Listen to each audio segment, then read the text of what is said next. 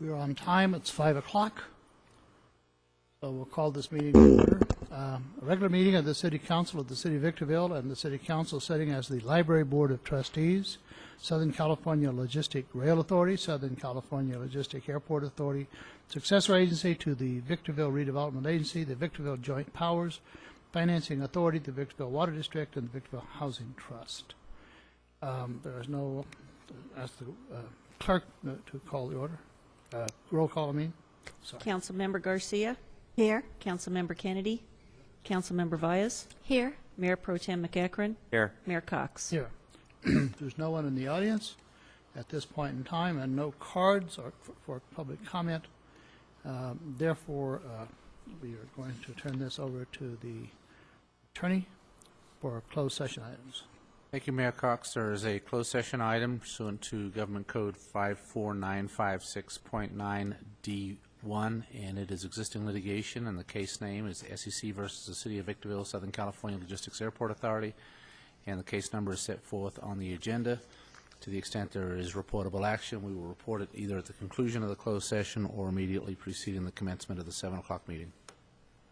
Thank you. If there are no questions from the council, we're going to recess to closed session at 5:01.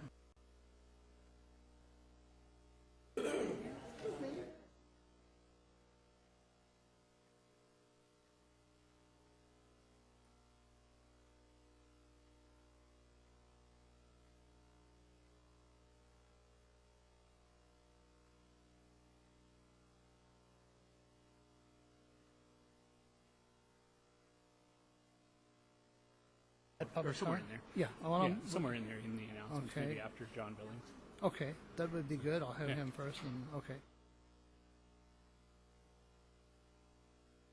Oh, it gets to that point. It's like,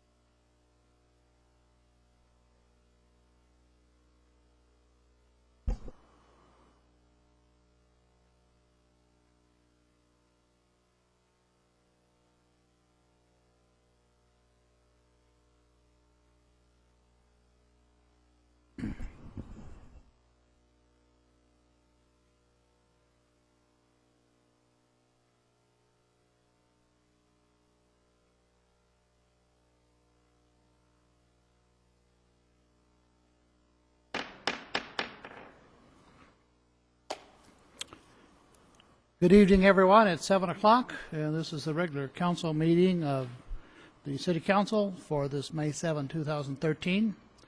We have been in executive session. I'll ask the city attorney to speak on our executive session item. Thank you, Mayor Cox. You had one closed session this evening. It was existing litigation pursuant to Government Code 54956.9D1. The parties to the litigation, the case number is all set forth on the agenda, and there is no reportable action at this time. Thank you. We're going to have the invocation and the Pledge of Allegiance. Invocation would be Captain Sylvan Young, the Salvation Army. Pledge of Allegiance then would be followed by Sam Lucia, it's our police chief, and so if you would stand and remain standing.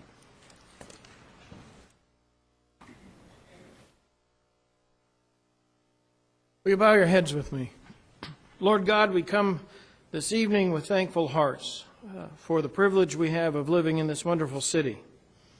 Lord, we thank you for the blessings we have had and that you have bestowed upon us.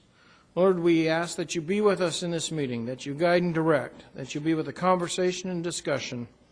Lord, we thank you and give you all the glory and the honor. In Jesus' name we pray.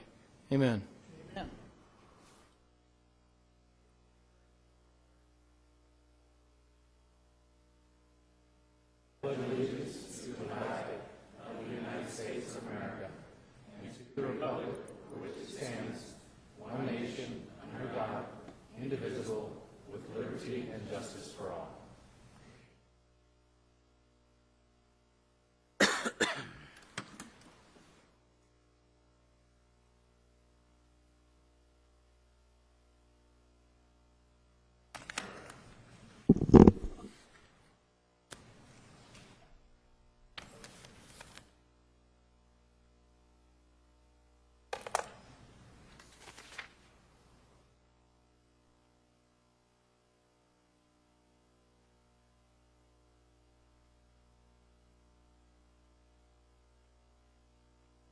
We have is it a proclamation? It is.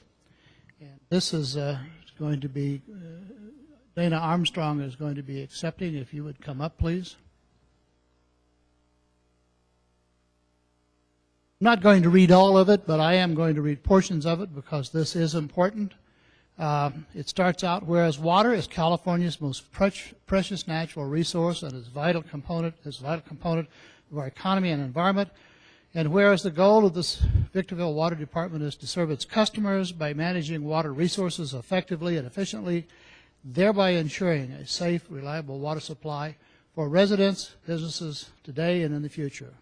And whereas continuing to conserve water is an important part of ensuring a sustainable water supply for today and the future, and believe me, that's important to every one of you, and especially us, so that we can carry out the things that we do, make sure that our parks and our growth continue so that we can have a viable, exciting economy. I know we can. Now, therefore, I present this at the City Council, recognizing the month of May 2013 as Water Awareness Month, and urging all citizens and businesses to continue to promote water awareness and to make the conservation the most precious resource, a way of life. And Dana, I present this to you. Do you have a comment? Yes. Of course, I have a comment. A woman has comments. Thank you, Mr. Mayor. I am very happy to be here. This is at least the third year I've been up here, I believe, for Water Awareness Month. And May is a month designated by many California water agencies as Water Awareness Month. I think the reasoning is, as the weather heats up, today's weather notwithstanding, it's time to remind residents and businesses about the need to conserve water, as Mr. Mayor mentioned previously. It is our most precious resource, and we have to have it to do what we do, to live our daily lives, to have our businesses, to have our homes. We must have water, and conservation is an important part of guaranteeing our future water supply. Just a little fact, Victorville's water comes from the ground. We pump our water out of an aquifer, the Mojave Basin, and we pump more than goes back in from time to time. So it is very important to conserve water. And there's also a state law that requires a 20% per capita reduction by the year 2020. So it's a good idea, and it's also a law that we need to conserve and implement programs. To celebrate Water Awareness Month, our conservation division has been very, very busy. We started out in February. We sent a letter to the elementary schools inviting saying that we would send our folks out to their 5th grade classes, which is the perfect time for their curriculum, to talk about the water cycle and aquifers. We had 12 schools contact us, and so over the last 3 months, we've been very, very busy. We've hit 58 classrooms and almost 2,000 kids given presentations about the water cycle as well as aquifers. And then in May, May and heading into the fall, we're going to be sponsoring assemblies called H2O, Where Did You Go? Again, with the idea of water conservation in 10 schools, 20 performances, and those are school-wide assemblies, so that's going to be about 6,000 to 8,000 students at the elementary school level that will be getting the water conservation message. And one thing I would really like to do today, and she's going to be mad at me, but I would like to acknowledge Kathy Cochran. She's our conservation specialist. At least wave. Say hi, Kathy. Kathy Cochran and our supervisor, our conservation supervisor, Donna McCormick. She wasn't able to be here this evening, but these two ladies, I do not know how you are still standing or you still have a voice after 58 classrooms in that period of time. And I have to say that they too, every 5th grader in the city just about knows them. They get, I saw you at school. I still have my water cycle bracelet. They are the rock stars of the 5th grade classes in Victorville, and they've just done an absolutely fantastic job. And I thank you very, very much for the work you've put in, Kathy and Donna also. Thank you very much. Thank you.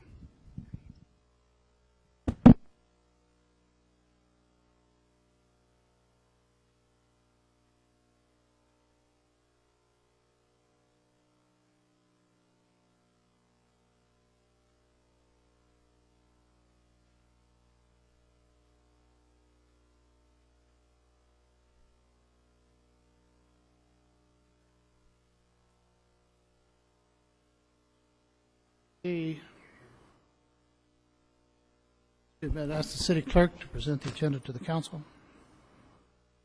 The City Council of the City of Victorville welcomes the public's participation in tonight's meeting.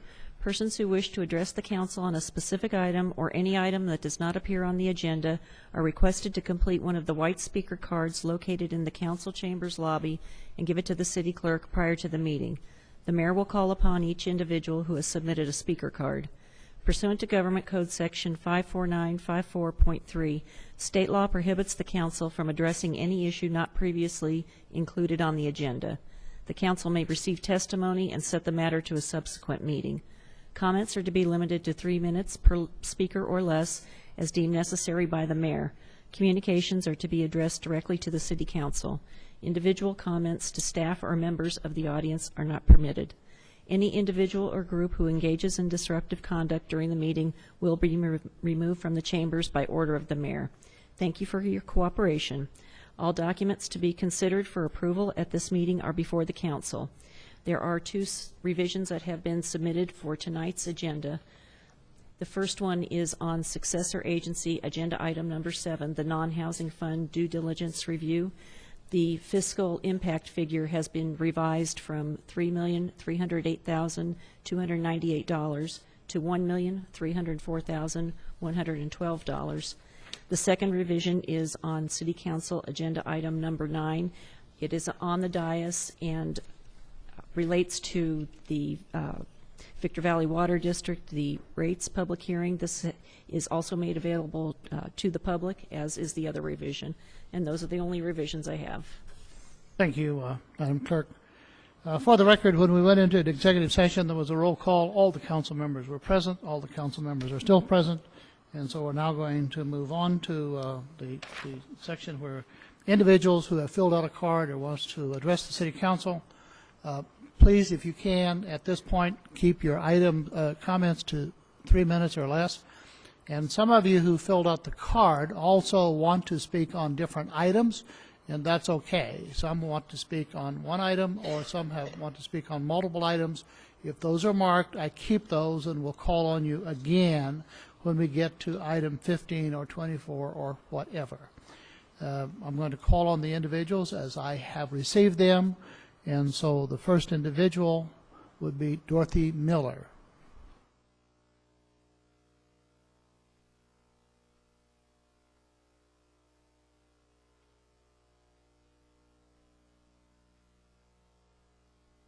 Hello, Mayor and Councilman. I have several things I'd like to speak about. Number one is I have some pictures. I come in and I had a meeting with the city manager and the city engineer. And there was a letter that went out to every single one of you that showed I only had 1 tree that had water in it. I had 9 trees, and I don't like to be made a fool of. I feel that they should write a letter to every one of you and let you know that that was not right. I think we need a letter of apology. I really do. I do not feel that was done properly to us at all. And another thing, we have several things going on, and I'm concerned about them. I'd like to really push on some of this stuff. We're getting words that we're going to take and try to cut lights out, street lights and that kind of stuff. We get a movie on that. People don't know about this unless they're here or on the internet, and not too many people get involved anymore. because of what's going on. We've got all these empty stores in this city. Why? Because we have to raise our rates to the BIA and everybody else, and it's not right. We need to hold things down. We do not need to be going on trips, which is happening now. We're going back on trips. We're doing the same thing we've done before, and the people get took. We start raising all of our rates. That pays for their trips and pays for everything else in this city. It's not right. It's not one bit right what's going on, and we need to really start sitting down here. We should get back on our feet first. We should not be hiring 7 different positions. We should not be doing all this. We don't have the funds until we build it up. It's got to be built up, then go ahead and do what you got to do. But right now, we've been dragging and dragging and dragging, and we're probably going to have some more problems along the way, as I'm reading in the paper. So please, pay attention to what's going on. Let's get this city going like Apple Valley, Hesperia. They're getting all the new stores. We're going to get a Target someday if it ever passes.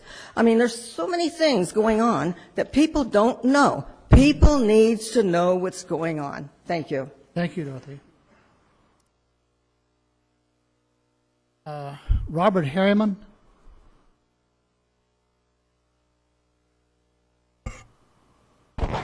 Evening, Council.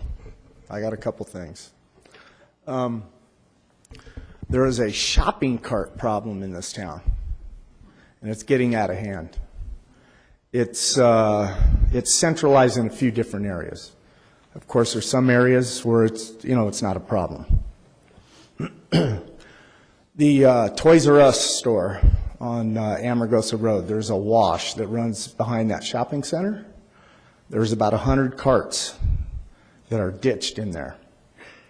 Half of them are buried halfway in dirt from the erosion from the dirt. So I asked the council this.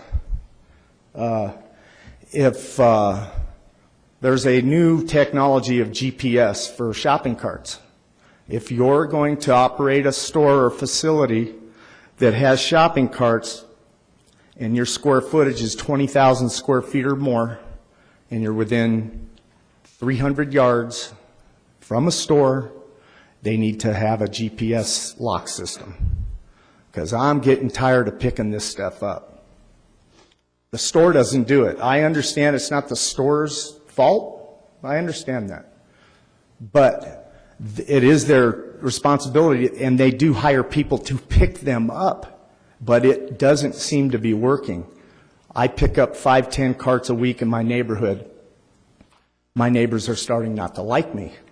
If you're going to take a cart home, I tell them, put it in the garage and take it back next time you go to the store. Don't leave it in the street. So I would ask the council to look at the possibility of requiring these big ticket stores that are close to residential areas to have GPS lock devices on those carts. All right? It's out of hand. I mean, it really makes the city look trashy. It really does. I don't know if you guys agree with me on that, but I'm telling you, it's especially centralized in the southeast corridor of town. Walmart Walmart won't even be affected because they're not 300 yards or 300 feet from residential areas. So it's got to be centralized to the supermarkets that are walking distance from the from the residential areas. Okay? Okay. How's that, guys? Otherwise, Thank you.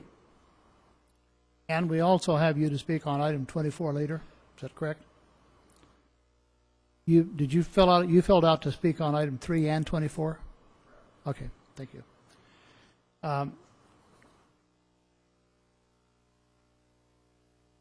That is all I have at this time on the cards. Did I miss anyone? The individuals who are going to speak on different items later. You have to fill out a card in order to speak. We ask you to for a lot of reasons, but if you want, now's the time to come to the microphone. If you want to speak, Mr. Miller is coming up now. If you want to follow him, you may do so. I don't want to say my wife forgot something, but I do want to bring something up, is that last week we had a whole U-Haul truck full of furniture dropped by our corner on Topaz. And we, excuse me, we called the sheriff and we called code enforcement, and I'd say it took about 3 days for code enforcement to get out there and pick all of that up for us. I just want to compliment them for that. Thank you. Thank you. My name is Earl Jones.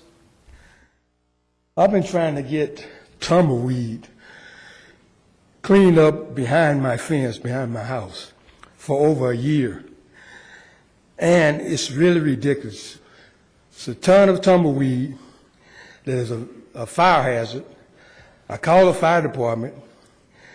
At first I called the Public Works, and they told me it was the fire department's responsibility. I called the fire department, and it's been over a year, and no one has done anything. And it's a real fire hazard. I'm not talking about 1 or 2 tumbleweed. I'm talking about tons of tumbleweed behind my house on all the houses on Dandelion Way. And I want somebody to take care of it as soon as possible, before it causes a real serious problem. If that tumbleweed caught fire and we had a high wind, we would have a serious problem up here in Victorville. And one other thing I want to speak on is the Martin Luther King memorial. I read in the paper yesterday that now they want to put a plaque up at some park or something. I personally want a street named after Martin Luther King. La Mesa would be a good street to name after Martin Luther King. I don't want to hear this thing about money, this, that, and the other. All these other cities have done it. I don't see why we can't do it. Between 395, Highway 395, and Interstate 15 on La Mesa, there's maybe 23 houses and 1 business. And I read that someone was saying that it would cost too much money for people to change their addresses and all this different stuff. But I think we should honor Martin Luther King with a street named after him. No, I will not accept any other overpass or a plaque at a park. Thank you. Thank you. If you could, Mr. Jones, either call tomorrow and leave your phone number and address. You indicated there is an imminent fire hazard. We take all comments seriously for people, but especially those, or either fill out a card before you leave so we can contact you later. We appreciate that. And have I covered everyone? I believe so. At this time, I would like to have our police chief, Sam Lucia, to come forward.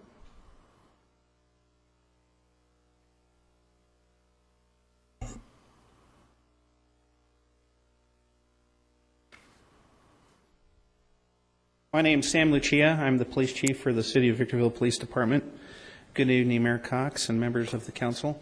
It is my privilege and honor to introduce to you tonight the newest addition to the Victorville Police Department, our executive officer, John Billings. John comes to us as no stranger to the Victorville City Police Station. He served here as a sergeant as recent as a year ago, and I think that his time spent here was at least a couple of years, so he's familiar with the city. Another thing I'd like to brag about is that he is a lifelong resident of the Victorville area. His family raised 5 children. They moved here in 1978. John was just 5 years old. His dad owned and operated several businesses here in the valley.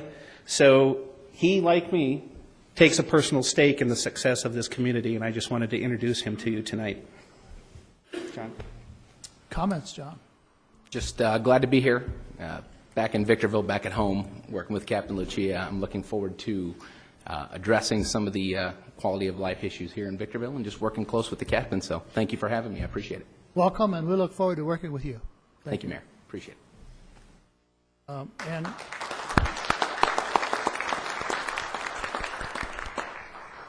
Doug Robertson, City Manager, you have some comments? Thank you, Mr. Mayor. I will reserve my opportunity to have a couple more comments at the end of the meeting.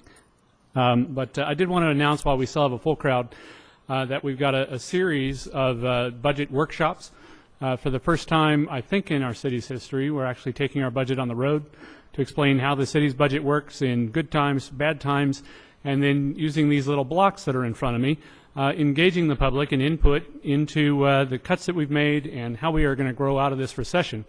We've done this with a couple of different groups so far, and it's been very well received. The groups enjoyed it, called it informative, educational, fun. We've come up with a way to make budgeting fun.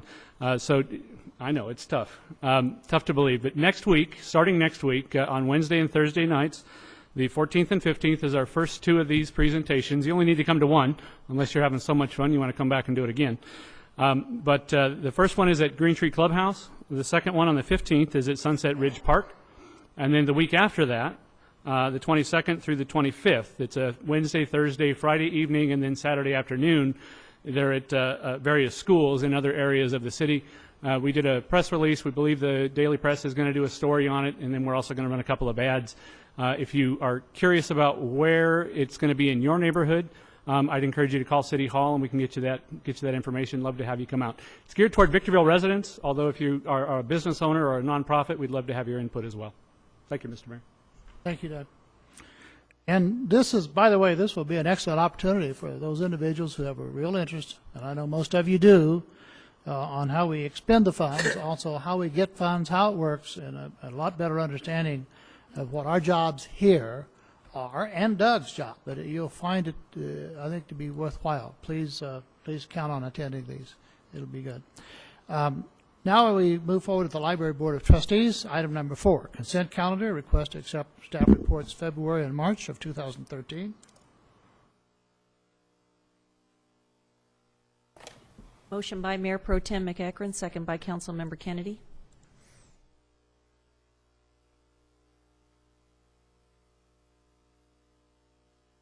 Councilmember Valles, may I get a vote? Motion carries unanimously. Southern California Logistics Rail Authority, there are no items at the time of posting. Next is the Southern California Logistics Airport Authority. Written communications. Request to accept notice of completion for SCLA Building 728.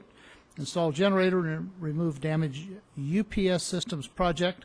By the way, staff, is this UPS as we know it, or is this some acronym for something else? It's an acronym for something else. It's a backup storage, battery storage.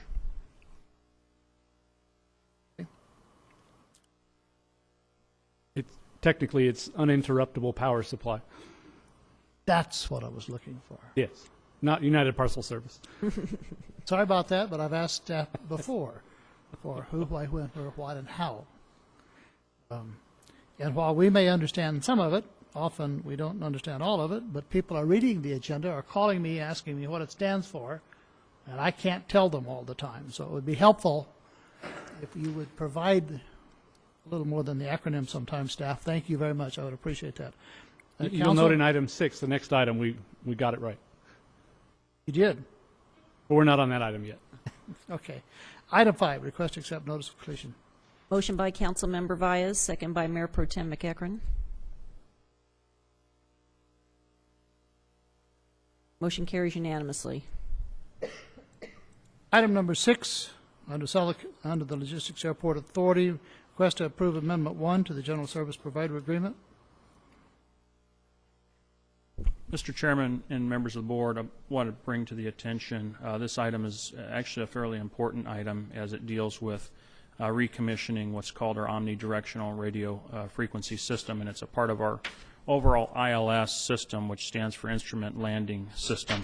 And your north-south runway, runway 17, is your ILS-rated runway, and it actually has a localizer which helps airplanes establish horizontal relationship with the runway, and then you've got glide slope, which gives vertical relationships to the airplane. This item particularly deals with establishing an aerial arc. It's not something that you see, but it's actually a radio frequency arc that helps guide aircraft into the runway system. And particularly in this case, we believe that by recommissioning the VOR, getting it up and running and operating properly, it'll actually help eliminate some of the noise complaints we get out of the Hellendale Silver Lakes area. So what we've done, resulting from the direction given to us by the FAA, was to recommission this very old system. We have to actually shop and look at a lot of other airports that have similarly natured old system that are surplusing out the equipment. But this actually amends an existing contract we have with the ILS service provider, expanding the scope and making some necessary physical improvements to the VOR system to get it up and running. Thank you, Keith.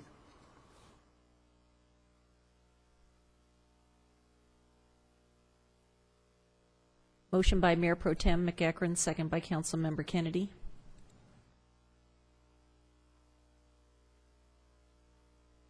Motion carries unanimously. Item 7, request to approve, this is under the successor agency to the redevelopment agency. Item 7, request to approve an additional appropriation in the amount of $3,308,298 to the San Bernardino County Auditor Controller. I actually read this a couple of times and then asked Doug to come in and explain it to me, because it seemed to me that this is badly needed money that rightfully belonged to the redevelopment agency, but I'm wrong, I guess. Didn't they give us back $2 million of that 3.8? Yes and no. I wouldn't say they gave it to us. We had to work pretty hard for it. We spent it before the redevelopment agency was ever dissolved, and they're acting as though it's money on hand that we should return to them. Is this the quality of the work that the Department of Finance in California does generally? Based on the nearly 100 lawsuits filed on these issues, I would say yes, that's an accurate statement. But they didn't give up on the 1.3 million. Mr. Metzler? That is correct. In this item, I probably want to at least recognize that this is largely due to the work and effort by Ms. Escobar, who's your Economic Development Administrator. She was actually the one that had to testify on the successor agency / city's behalf in Sacramento to argue that they had miscalculated what they believed were surplus funds that needed to be transferred as a function of the SCLA dissolution process. So you're correct. Originally, there was a belief by Sacramento that $3.3 million was owed to them, largely because they didn't understand how capital assets were booked, and they were actually seeing physical capital assets such as roads, curbs, gutters, thinking that that was actual cash, and it turned out, obviously, that it wasn't. So with her assistance, we were able to help communicate a little bit better to them, what the actual cash balances were. And in fact, we did get the notice on May 4th. So shortly after this staff report was drafted, we got notice from the Finance Department actually advising that the amount owed is lesser, and it's the 1.304. An amount that we believe there are actual funds to cover that obligation request. And I'm sure the council happily saw the revision for item number 7, reducing the amount from $3,308,298 to $1,304,112. So, motion. Motion by Councilmember Garcia, second by Councilmember Valles.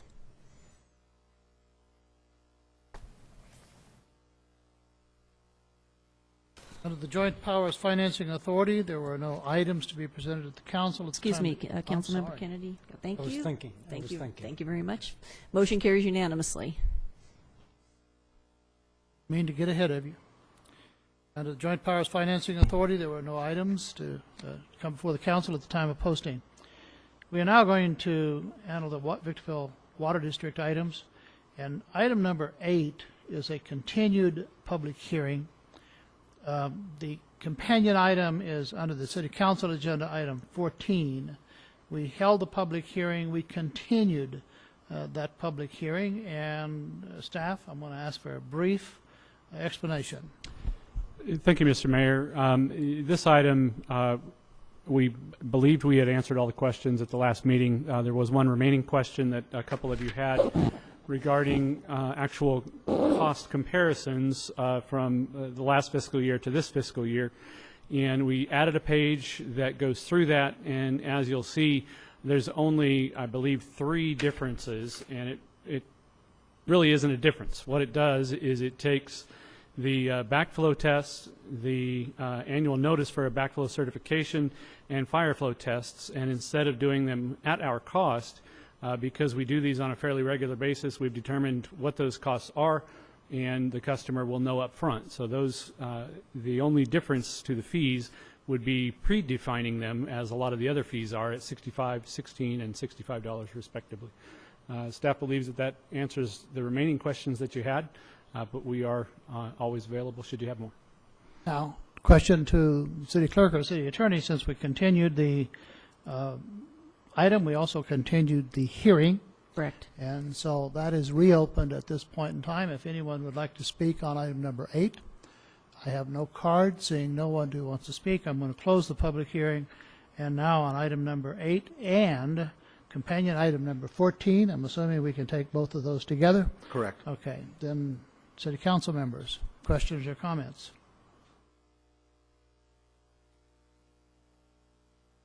No question or comments? Call for a motion.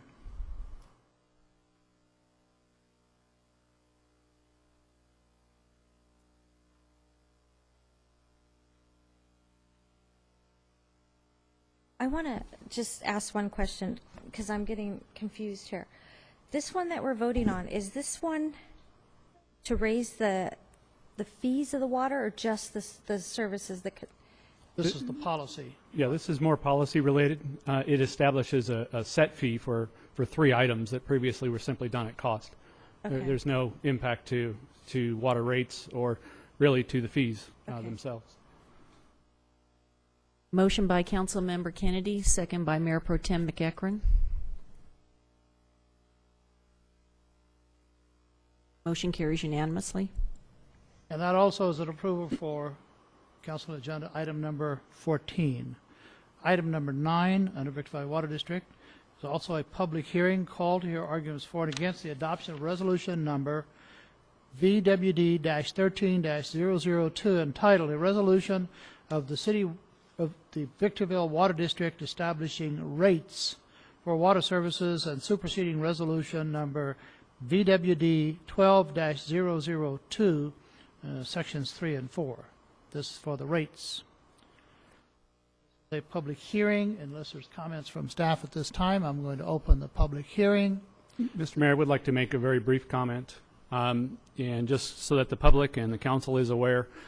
We've had a pretty healthy debate over the last, I'll say, month and a half internally about whether to recommend the rate increase that was already authorized in 2010 or whether to, as we've done the last 2 years, recommend a rate pass and not have a rate increase.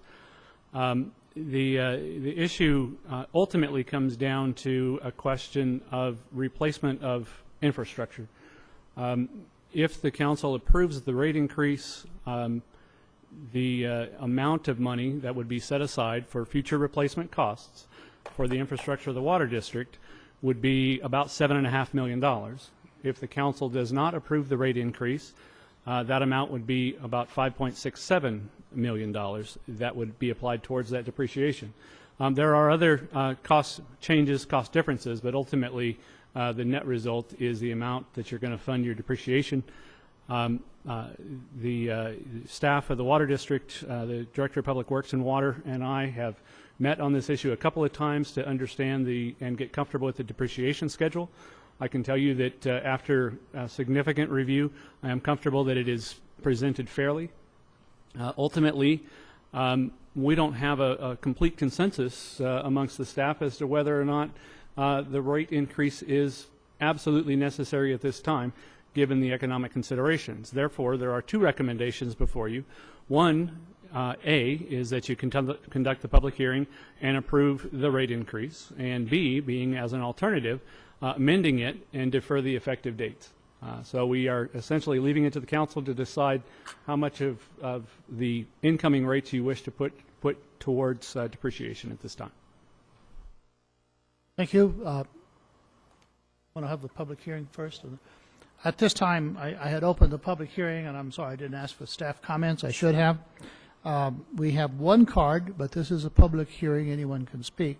I have the card is from Dorothy Miller.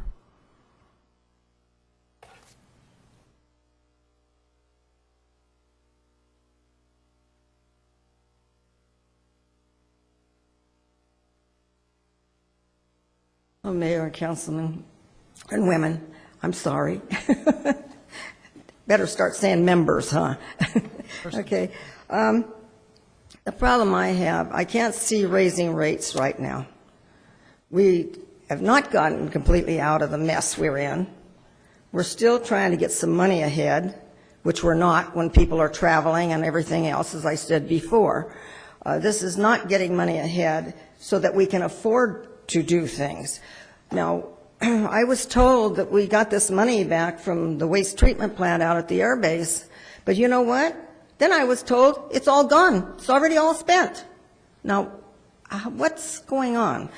I don't believe that the people are being told the truth. I talked to several people about different things that has gone on with the water district, and I'm not very happy at all. And I think that we need to leave the rate as is at this time. Later on down the road, when we stop traveling and we start saving some money, then, hey, raise the rates. But we don't have the money to do that at this time. And you guys just think that money, you just raise it, we get more money, the people pay. And that's not the way it works. It should work that you guys should cut back on your traveling, cut back on your hiring, cut back on everything. We've run how long now without hiring a bunch of people? Now all of a sudden we're going to start hiring people, and here we are. We're going to be back in the same boat we were in before if we don't start watching what's going on. Thank you. Thank you, Dorothy. Would anyone else like to address the council on this item? Okay. Robert Harriman. Actually, council, I'm not for big increases, but I think it is responsible so we don't have a large increase when the time comes. We've all heard how the Baldy Mesa Water District and Adelano have put increases off, and then they have some kind of a catastrophic increase, and then everybody flips out about it. Okay? So I'm not for major, extreme increases, but I do think it's responsible to keep them in line so people aren't hit with a tidal wave. Thank you. Thank you. There are no further speakers. I'm going to close the hearing. I think it's an interesting question that's been raised in the public forum, Mr. City Manager, in regard to what happened to the treatment plant at the base. Mr. Mayor, when the settlement for the Foxborough lawsuit came in, I want to say maybe 6 to 8 weeks ago, there was an item on your agenda that repaid the loan from the Victorville Municipal Utility Services to the Water District, and then in turn repaid a loan from the Water District to the Airport Authority. Ultimately, the Water District is the beneficiary of the treatment plant and will be the beneficiary of the revenues from the treatment plant. And over time, as capital fees come in, those will go to the Water District to replenish the water capital account. So does the general fund or any other account owe the Water District now for the amount of money that it took to build that plant at the base? No, it does not. So it's been transferred to the Water District free and clear, and there's no debt? There is no debt except internally within the Water District. Okay. Comments from the council members? Regarding our option with respect to option 2, defer to when? It would be deferred for 12 months. It's based on the budget, and it would be a rate increase that would be effective at this point in July of this year, and you would defer it 12 months. And once again, it would be something that would be considered around this time next year, with potentially with similar options, depending on what the revenues and expenditures look like for the district at that time.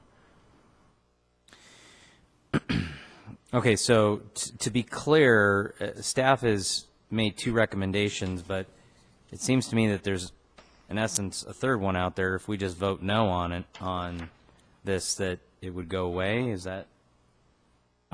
That's not an option that we've presented, and I'd have to defer to the city attorney to find out if the council could at this time vote to essentially eliminate the original action of the council back in 2010 to consider it, I suppose, on its own schedule. I believe that you'd have the authority to do that since that was originally done. The problem is that you spend a lot of time and energy going through the necessary rate studies to justify, you did a rate study back then that justified these annual increases. So you'd have to reinvent the wheel if you ever wanted to go through this process again. You've done a lot of legwork already. You've gone through the Prop 218 process to establish a increasing rate system based on the needs and the studies done back 3 years ago. But certainly you'd have the discretion to change all of that at this point. You'd be, ruining, or not ruining, but you'd be, I don't want to say wasting. You've spent a lot of time and energy to get this thing in place in the first place and have automatic, or not automatic, but annual increases. And I understand that, but don't we run the risk of it not being pertinent anymore next year? I mean, all these studies that have been done are going to be 3 years old, if not older than that, by the time we get to next year's budget. The rate study, as I understand it, contemplated 5 years, and it was a 5-year study and contemplated growth over 5 years. So I believe it's still very valid and supportable, and the Prop 218 process was put in place. All right, that's all the questions I have. Other questions from council members? Yeah. Councilman Kennedy. I was looking at the operating income analysis, which is several pages into the document, and comparing revenues and expenses over the last, 4 years, from 09 through 13, Water District revenues have stayed fairly flat, hovering around $24 million, and that's our estimate, a little more than that, our estimate for 2013. Expenses, on the other hand, went through a drop from 2009 down to 11, a low point, and then they've started rising again. So one of the questions that my personal bias makes me ask, because my personal bias thinks most government problems are not revenue problems, they're spending problems.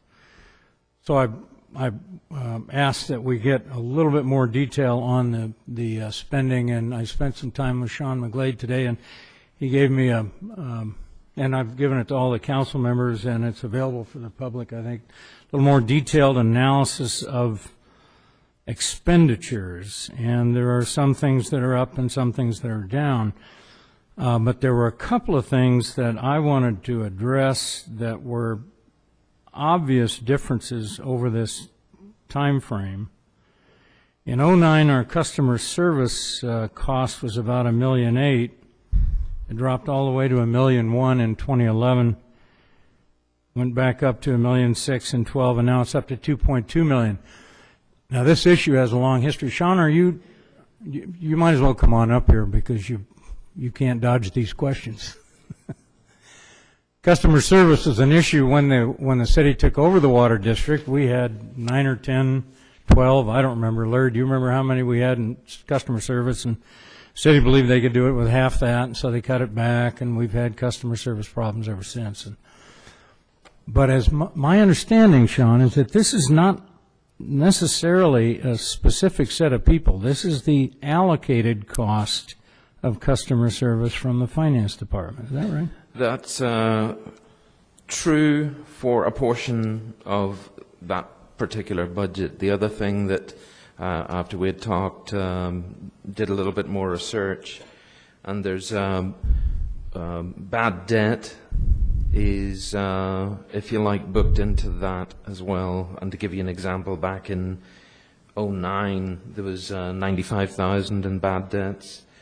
In 2010, that was 546,000, which is, it's a huge number. And so that is primarily the cause for the fluctuations that you see in that line item. Yeah.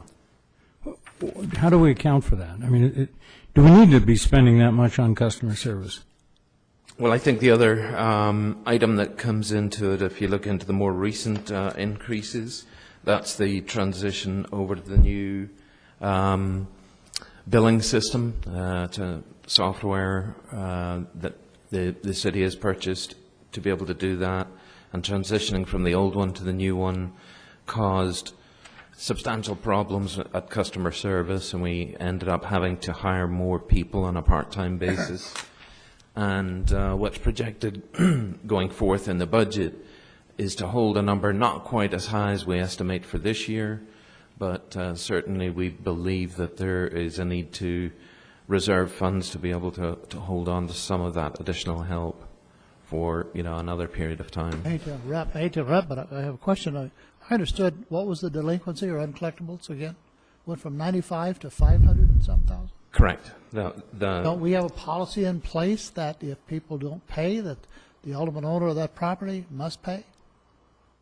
I'm not sure if we do or not. This is back,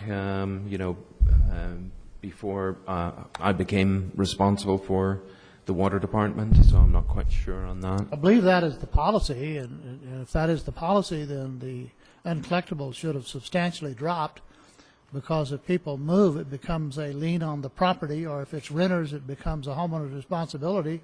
And in either case, it may become a delinquent debt, but it doesn't become a bad debt. Or am I wrong? Again, I can't speak John, for the previous. Would Steve but Borman would it be easier for him to answer some of these? Yeah, things? he may know the policy from before. Yeah. Okay. And specifically, Steve, if you could give us the date of the implementation of that policy. I think it was after 2010, which is the number that Sean was referring to.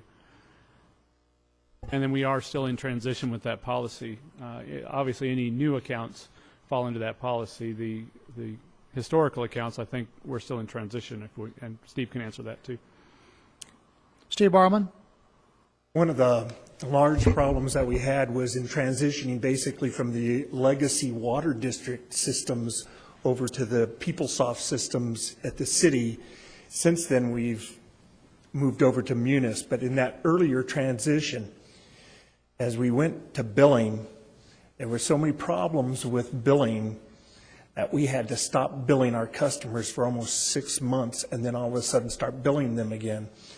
And in the meantime, we had a lot of customers that moved out or that were no longer responsible, and we found a lot of that those old receivables that became uncollectible. And the $500,000 that you see there actually was only about a fourth of what we experienced, which was back in 2008. There was another huge write-off that isn't in this, but that's the problems that we had. It isn't in enforcing the policy. The policies have not been changed. It was that our billing systems were so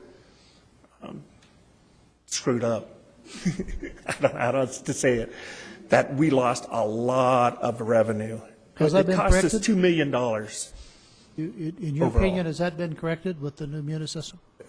This has been corrected now, and our systems are moving forward, but that's why at the time we said to invest a $1.8 million in a new billing system and the Munis system and everything, we'd be ahead, because we lost $2 million just out of revenues out of that experience, and we didn't want to repeat that or perpetuate it.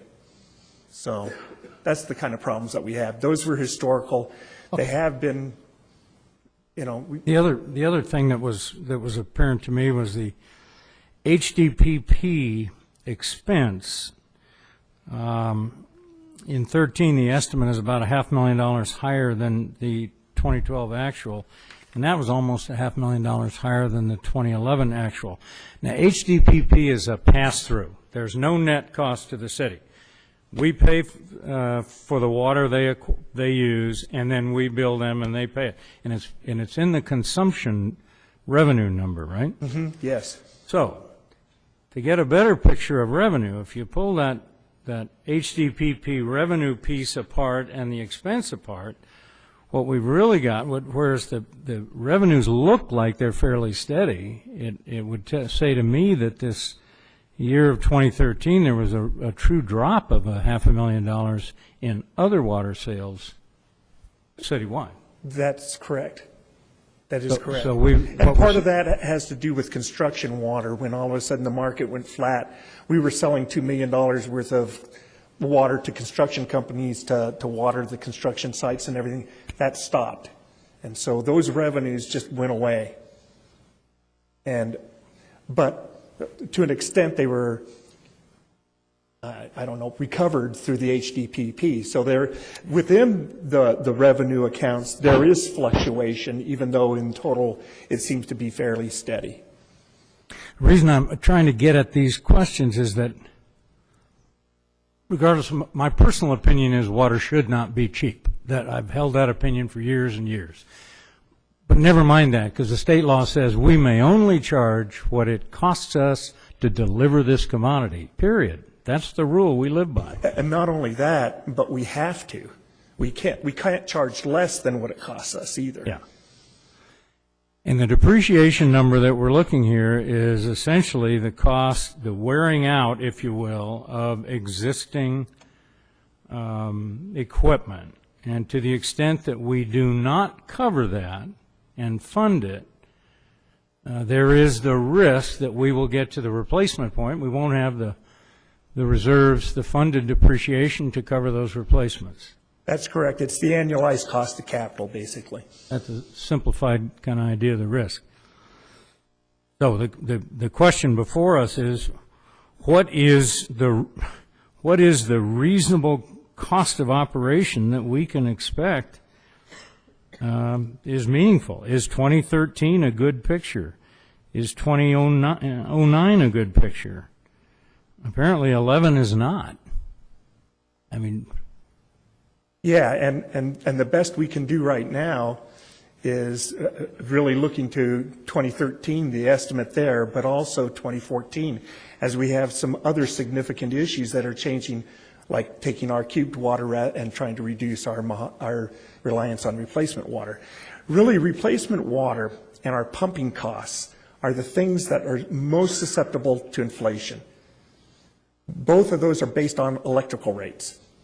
We have two obligations. Let's try to make this as simple and clear as we can for those who, including me, who are not as up on water issues as we should be. We've got two obligations basically to MWA: replacement water and makeup water. Okay? The makeup obligation, as I recall, is whenever we produce in excess of our allowance. Yes. We overproduce water. We have to buy that. We have to pay for that. We give that money to MWA. They use that to buy more water. That's the replacement. What is the replacement? That's the replacement. That's the replacement of it. What's the makeup obligation? we had this discussion earlier in the week too. There is a requirement under the adjudication that a certain amount of water pass through the lower narrows, 15,000 acre-feet per year. And in dry years, and we've had a few dry years, if that measurement drops below 15,000 at the gauge at the lower narrows, then the producers in the basin are required to make that up. So that's making things right with Barstow, Newberry Springs, and so on. Pursuant to the adjudication. That's all the producers in this upper basin? Correct. So those two obligations. Now, the one that's interesting, well, they're all interesting, I guess, but the replacement obligation, the way we fund that today is we wait until the replacement amount's been determined, and after the fact, we write the check to MWA. It's like a year in arrears once the calculations are done.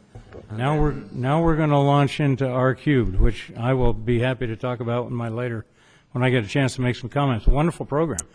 When we were at the Water District, it was on the drawing boards. Today, it's built. It exists. We're about 2 weeks away. It's a sustainable supply for us. We're about 2 weeks away from actually flowing water into our But when system. we pay for that, we pay for it when? It's in the cost of the water. Today, as we take the water. As we take a monthly billing, yeah. We're going to accelerate that cost, and we're going to have a year. We end up with 2 years of that makeup cost. That's correct. And that's coming 2013, 2014? It should be in September. September is the end of the... Well, it's coming in this budget, isn't it, that we'll adopt in July for 13-14 fiscal year? Yep. So you're right. There is an overlap that creates an additional cost. $1.6 million is what we're estimating. Even without that, if we take that out as an ongoing cost, though, we still are short in covering all of our expenses by about, roughly we're at a break even with the rate change. So one of our questions is, should our customers today pay for that decision that we've made to accelerate that cost? Or should that be somehow covered with reserves and made up in a slower time frame? And of course, the other question that you have to ask is, one of the biggest reasons water sales have leveled off, one of them, of course, is the economy and what's happened. We just aren't putting in new meters. But the other one is conservation. Conservation has been had a significant effect in this valley over the last 5 or 6 years. So now what we're going to do is we're going to say to customers, because you're conserving water, we're going to charge you more. To cover, to the degree that there's fixed costs. Unfortunately, you're right. It's a true statement. Yes. Okay. Any further questions from the council to the staff? I have a question. Going back to Mayor Cox's point regarding the delinquent accounts, you stated that you had a $2 million loss when you switched over systems and you stopped billing, and that the people left, but the dwellings are still there. So are there liens in effect? I mean, were there collections being done? Yeah, we submitted to, I don't know how much of that we submitted to our collection agency and stuff, but for the most part, it was. What about the liens? How much in liens does the city have? Well, the thing is, you can only lien if it's to the property owner. Okay. And a lot of these were to tenants, were accounts to tenants. Now we make it so that property owners are responsible for their tenant accounts, but we didn't back then. There you go. That is the change. That's where we now allow property owners to assign the account, but they're still responsible to make sure that the tenant pays it. If they don't, then we can lien it. You're absolutely right. I mean, that's the catch. I happen to have a very unhappy constituent who sent me 2 or 3 emails this last week, and she'll be nameless because she's an employee of a friend of mine. But she's very mad. And I won't tell you what she thinks of that system, because her parents who sold their home to their children, or grandchildren rather, they had to reestablish an account, start all over again. And nobody knew that all of this, that the tenant was not responsible, but in fact the property owner was responsible. So it was, our communication on that topic, by the way, has not been probably as clear as it could have been to all our ratepayers. Yeah, all of those conditions are on the acknowledgement and the assignment of the account, but whether or not people read the back of that agreement, I mean, it's, there are surprises. I struggle with this item because, the times are so difficult with the unemployment rate, and seniors that just can't afford it, and can't afford the rate increase. And then on the other side, I being in the water industry, I understand that, if we don't have it, and then like at VBWA, we didn't have a rate increase for 14 years. And when we did have to do one, it was significant. And so, you have to say to yourself, I mean, do you want to get hit in the face all at once, or do you want to inch by? But then on the other side, I wonder if there's something that we can do internally for the next 12 months to reduce costs. And I know that the payroll has been increasing, and I'm wondering, is there something that we could do? And if we say no for the next 12 months, I would like it to, go back to the drawing board, and, there just has to be some cuts to be made. So, yeah, it's and us up here representing the constituents, we have to take all of that into consideration and know that the city has cut down to the bare bone. But then you don't want to cut, quality of water. You don't want to cut quality of service. All right. It's difficult. And we continue to look at those kinds of things where we can get efficiencies and that kind of thing. Water district employees are now making 7% less than they did 5 years ago. There's a couple of us that are making 10% less. I mean, as well as the city employees and all those kinds of things that you've already heard about. What's happened to our benefits, what happens to our salaries. We're looking for continually looking for ways to reduce costs. One of the things that we did, actually it started at the Victor Valley Water District, is we prepaid for a lot of our water rights. We prepaid for them at those rates that were in $277 per acre foot, and now we're cashing that out where the current rate is $405. But we're about to the end of where we can do that. Here's the problem I'm having, and I think I'm with Councilmember Valles on this one. I look at our expenses in 2012 were $25 million, just over. Our estimate for 2013 is $27.5. So it's $2.5 million higher now. Part of that, and that involves some increase from the HDPP. I realize that. That's probably $500,000. But I guess until I'm satisfied we have done everything we can do to get our cost of operation at the optimum level, not necessarily the lowest, because quality and service are critical. Customer service is critical. But until we know that we're at the optimum point on spending, I just am not comfortable raising this rate, and I'm not convinced we're there, I guess is what I'm saying. Okay, One more comment. one more.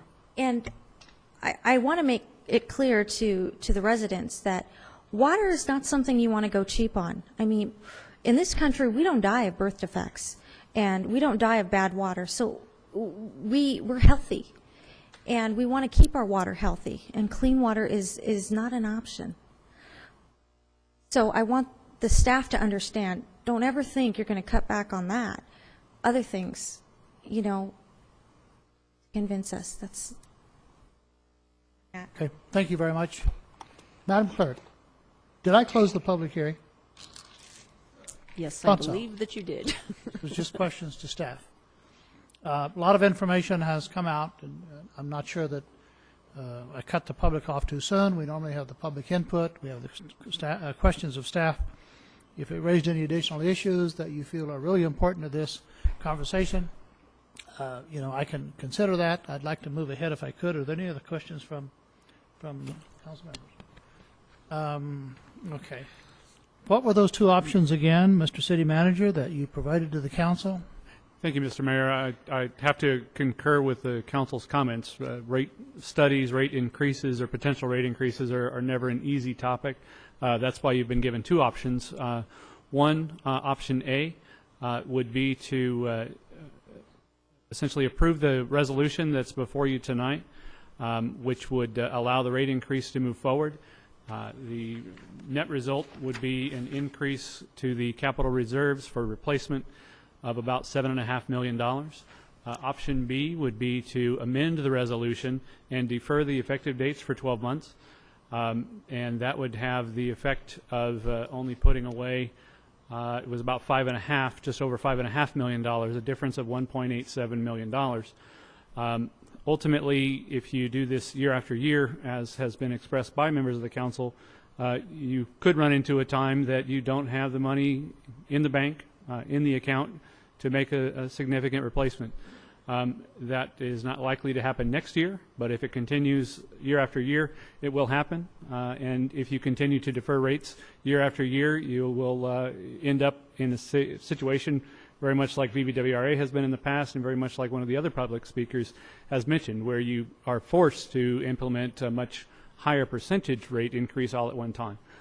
So with that, I don't think that it's going to be the end of the water district, regardless of which option you choose. I'm thankful that we were able to present it in a manner that didn't pit staff against council or staff against the public, that this is simply a decision that needs to be made. I have one question. There's an assumption that if we choose alternate B, we defer it for 1 year, but we're getting ready to start budgets. We have a new policy in effect that holds the landowner responsible, and we're a couple of weeks away from starting to buy water from from the MWA. Wouldn't it be more reasonable to defer this for 6 months? That's an option that would be before you, as I understand it. I see the attorney nodding his head in agreement. You could amend this resolution to defer it for a 6-month period. We will have a lot of those figures that we're discussing. We will have the cost of water. We will have the cost of operation better defined. We will also have a better handle on our losses as a result of the new policy to collect from the property owner. I'm not in favor of approving the rate, but I'm not in favor of waiting for 12 months. Seems like that after our budget is complete, we will have a lot of these figures we're looking for. If that's acceptable, I'd like council to at least consider that. Can I make that motion? Option B, and make it a 6-month deferral?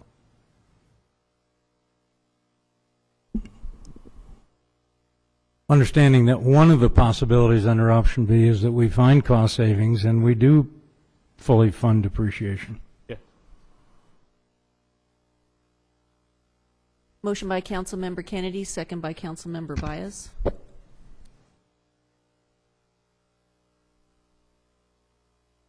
Motion carries unanimously. Thank you, council. Thank you, staff. Thank you, public, for being patient while we went through this. But water is extremely important for current people and for our growth, so we take this very seriously. Agenda item number 10. Tracker, where was that? We have this is under the agenda item number 10. We have a Victorville Water District award of contract, current construction in the amount of $167,000. Companion item on this is City Council agenda number 19. Is that correct? Correct. Correct. Okay.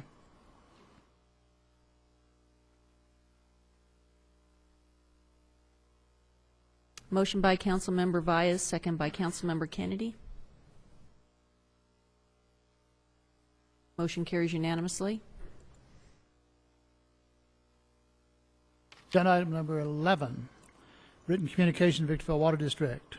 Bid proposal, award of contract to the Van Dyke Corporation in the amount of $296,675 for the placement of a 12-inch diameter water main in Seneca Road between Borrego and Carob Street.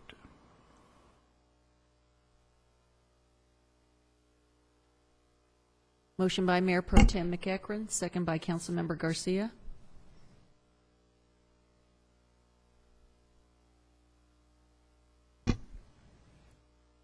Agenda item number 12, under written communication, Victorville Water District, bid proposal. In the award of a contract to DDH Apple Valley Construction, Inc. in the amount of $228,460 for the replacement of a small diameter steel water main south of Palmdale Road at 2 locations. Mr. Mayor, can I just point out that these 3 items are an example of spending $1,700,000 of depreciation? If we don't have this funded, we Very can't clear. write these checks. Absolutely. Are you trying to change my mind? No.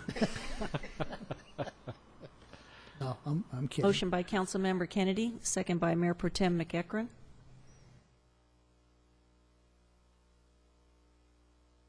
Motion carries unanimously. The next item is item number 13 under the consent, Victorville Housing Trust.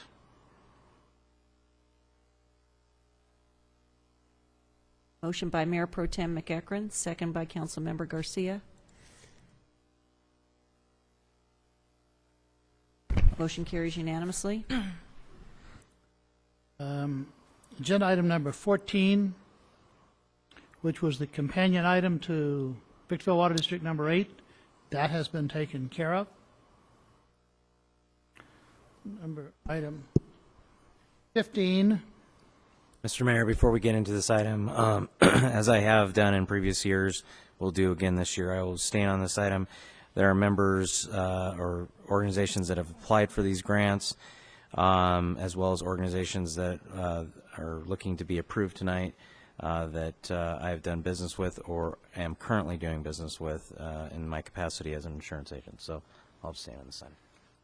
Mr. Mayor, I'm going to have to recuse for the same reason. I have one client on this list that is an audit client of my firm. Still have a quorum, we do. Is there any questions of staff before I open the public hearing?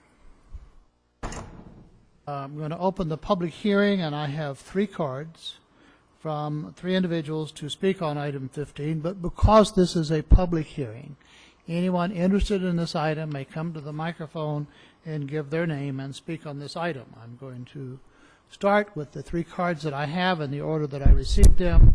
The first speaker would be Margaret Diaz. Good evening, Mayor and City Council. First of all, I would like to thank the City of Victorville for funding us another year, and I do know that times are hard and the money is very little.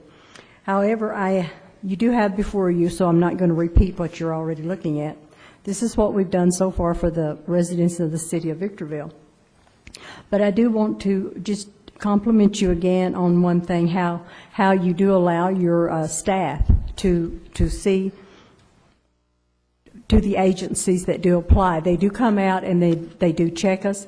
They audit us. They come and see what our facilities are. They don't have strangers. You don't have a committee coming out and checking on us.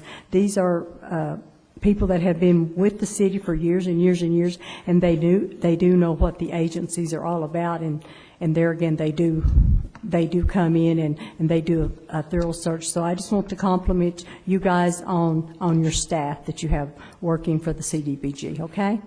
This is the item that you just had passed out to the council? Yes, that's what we've done so far this year for the residents. Thank you. Thank you. Any questions of Margaret Diaz? Greg Barnes.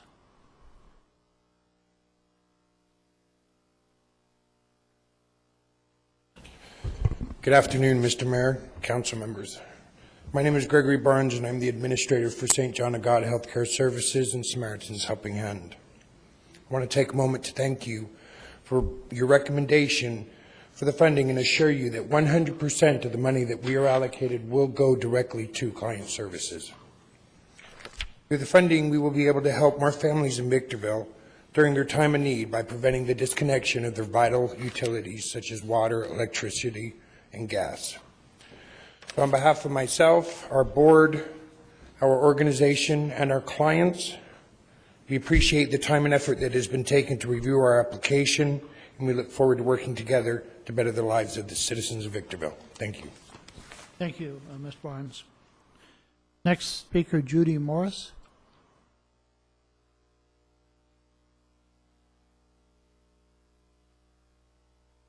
Good evening, Mayor and council members and staff.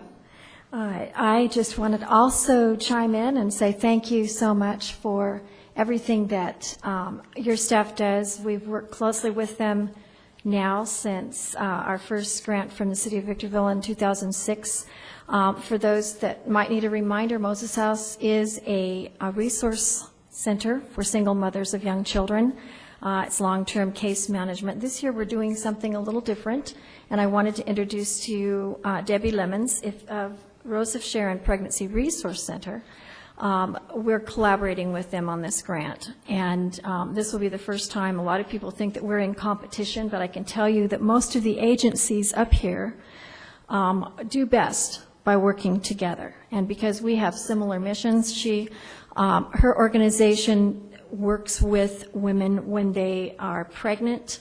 Many have just learned that they're pregnant. She has a whole program that helps them to acclimate to that, teaches them parenting, offers diapers and other resources. And then we kind of like to say we start where they leave off. And we work with women who have children under age 6. And those women can stay in case management with Moses House until their child is 6 years old. Their youngest child is 6. And given the way things are, sometimes they get pregnant again, so they're involved with our program for longer than 6 years. We're trying to fix that, but that's not easily fixed, as you might guess. We are very excited about this collaboration, and we look forward to seeing how it works out and making things better for everybody up here. So thank you so much also for the recommendation. Thank you. Are there any other speakers in regard to the Housing Community Development Annual Action Plan? If not, I'm going to close the public hearing on this matter. The action before the council is to conduct a public hearing, receive citizen and agency comments regarding the draft fiscal year 2013-14 annual action plan and adopt the HCD Grant Review Committee recommendations. Approve and adopt the plan as presented for submittal to Department of Housing and Urban Development, and 4, authorize city manager to execute all necessary documents for submittal. Questions or comments?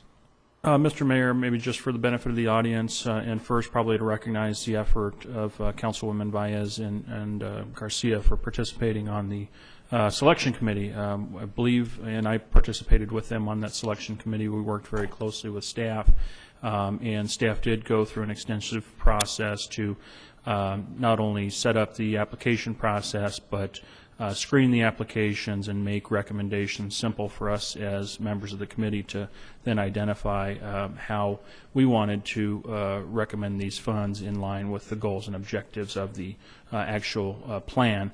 And the items before you on page 251, that is a summary of the recommendations of the committee as to how to fund the respective applicants. The unfortunate thing, since we've made the recommendations, is due to federal budget cuts, we've been advised by HUD to actually reduce further by 5%. So the recommendations that you have already recognize that, but I did want to call that specifically to your attention. CDBG is awarding an amount of $881,000 for CDBG programs, and that's both for public administration and construction-related projects. Home is a housing program where we actually partner with the town of Apple Valley through what's called the Apple Valley Victorville Home Consortium. And there's about $295,000 being made available for that. We've also identified $62,000 of unspent previously allocated funds that get reallocated for the purpose of this year's budget. The funds become available July 1st, so the action you take tonight will actually set in motion a process to start making those funds available July 1.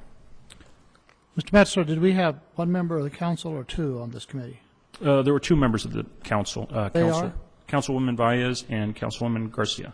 And thank both of you for the hard work you put in on this. Thank you. Any other questions of staff? If not, chair is open for a motion.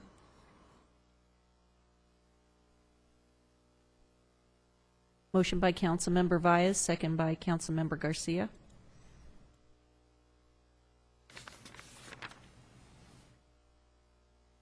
Motion carries with Mayor Pro Tem McEachron and Councilmember Kennedy absent. At this point, staff will ask those two council members who declared the conflict to come back in.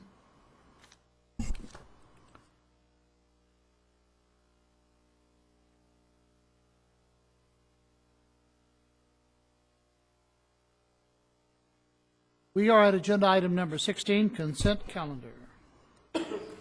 Any items that the city council members may want to discuss separately may be pulled off the agenda. If there are no questions or up to the council, they may approve item 16, A through G on one motion. Motion by Mayor Pro Tem McEachron, second by Councilmember Kennedy.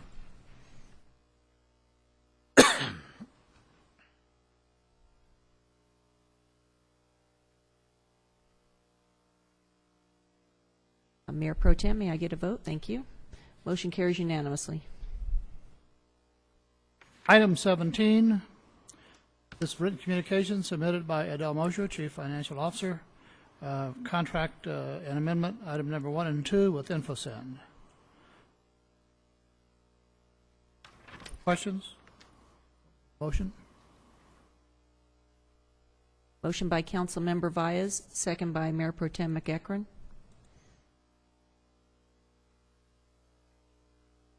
Motion carries unanimously. Agenda item 18. I'm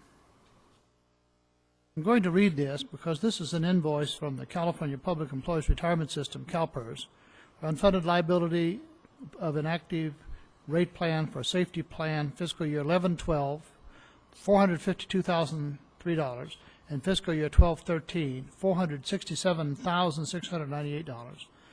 And this is for the CalPERS Safety Study, City of Victorville. Why do we have to pay the lump sums at this point in time, Mr. Manager? Mr. Mayor, members of the council, in fiscal year 08-09, the City of Victorville contracted with San Bernardino County for fire services, and San Bernardino County picked up all of the employees of the city who were in the fire department. The way PERS works is there are certain funds that are held by PERS, and those are adjusted annually based on their investments. There was an unfunded liability of about $3 million at that time. And apparently at that time, the finance director was notified of this. Since then, that individual has left employment with the city. And about a year ago, just over a year ago, the chief financial officer, Adele Mosier, and I got a bit of a surprise of a bill for $1 million, and we were not expecting it.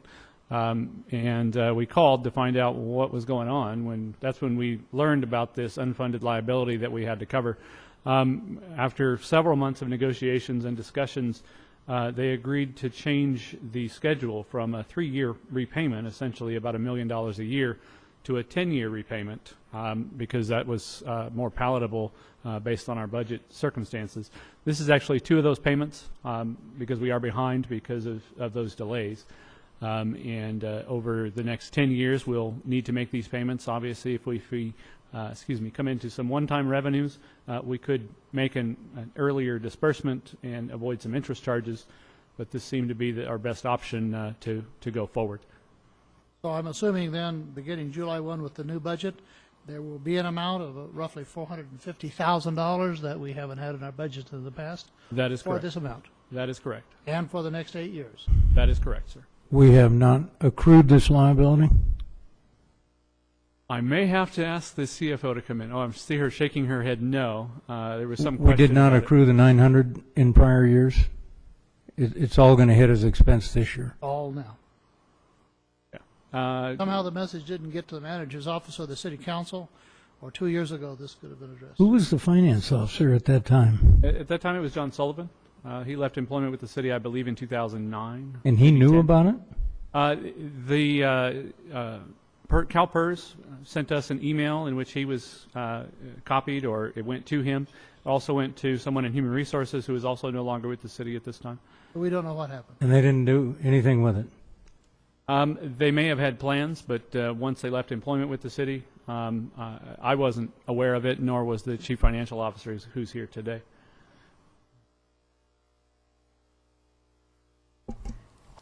When the city decided to give the fire department back to the county? In essence, we transferred those employees, yeah. Was there an actuarial done to see what the unfunded liability was at the time?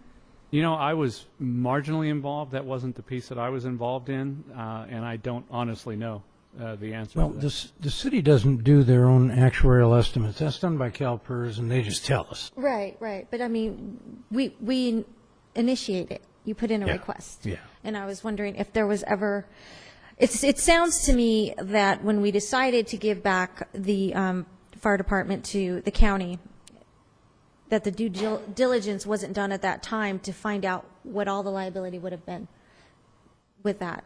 Like, it wasn't taken into account that there would be unfunded liability with the retirement. Yeah, I can't say if it was or wasn't.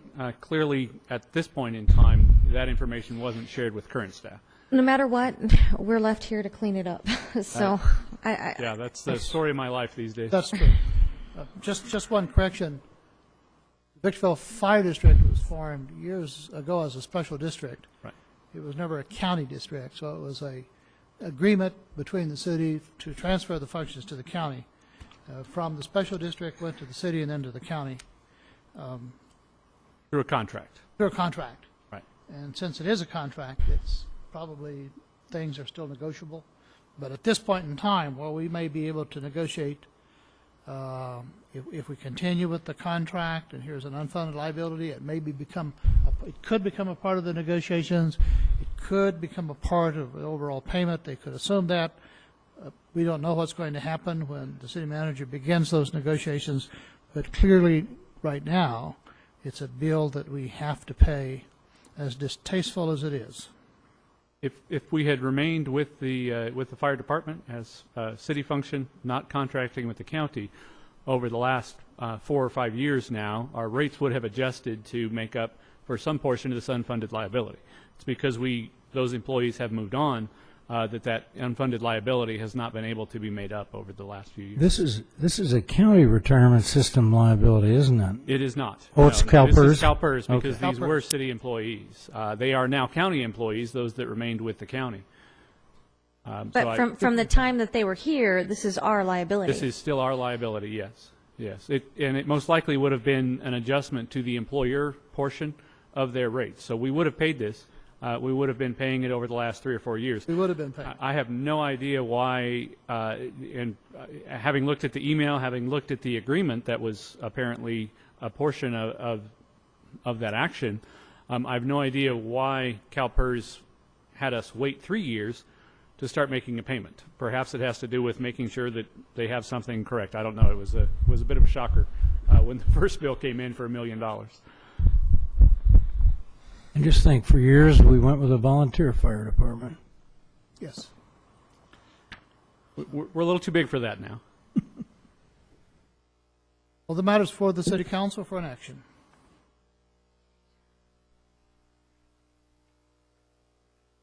Motion by Mayor Pro Tem McAkron, second by Councilmember Kennedy.